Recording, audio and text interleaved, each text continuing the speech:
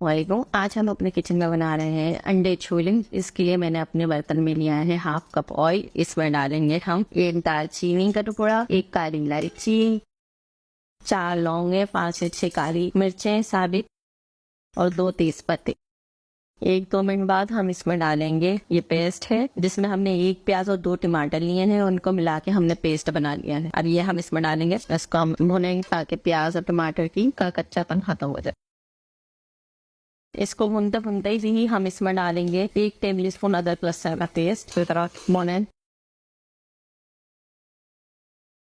अब हम इसमें डालेंगे 1 टीस्पून हल्दी पाउडर, लाल मिर्च पाउडर 1/2 टीस्पून। आप अपनी मर्जी से कम ज्यादा मिर्चें कर सकते हैं। धनिया पाउडर 1 टेबल स्पून, नमक, हल्दी जायका